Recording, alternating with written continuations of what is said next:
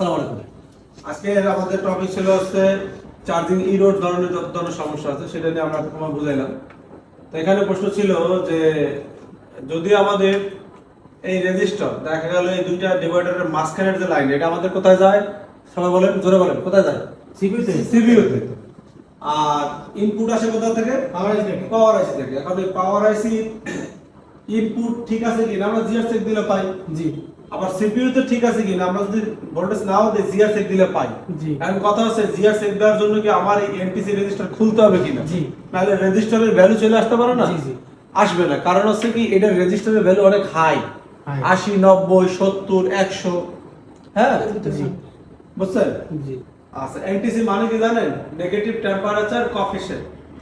তো এখানে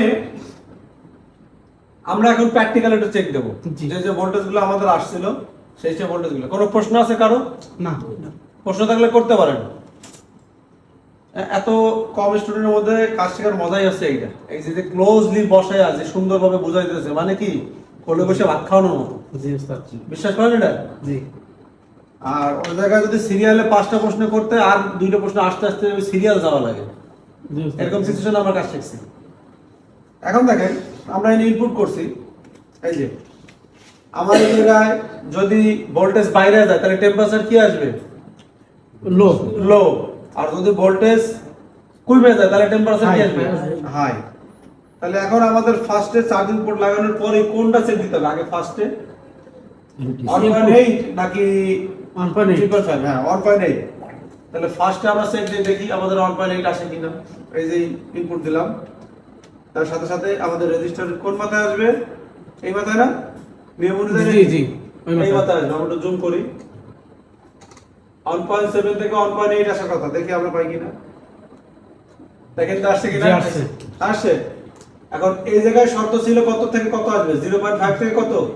1.4। দেখি আমাদের আসছে কিনা। আমরা এখানেও দিতে পারি, এখানেও দিতে পারি নাকি? জি। দুই মাথা তো একসাথে। জি। 700 600 763। জি ঠিক আছে। ঠিক আছে? জি ঠিক আছে। এইরকম যদি থাকে, তারপরও যদি আমাদের টেম্পারেচার ইয়া দেখায়, হাই দেখায়, জি। তাহলে কোন ধরনের সমস্যা হতে পারে? নো।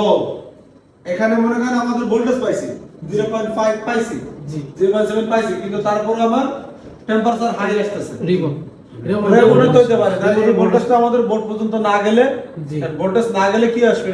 লো। আর ভোল্টেজ না যায় একই কথা। জি। তাহলে টেম্পারেচার হাই আসবে। কার কোনো প্রশ্ন আছে? না। আচ্ছা ঠিক আছে।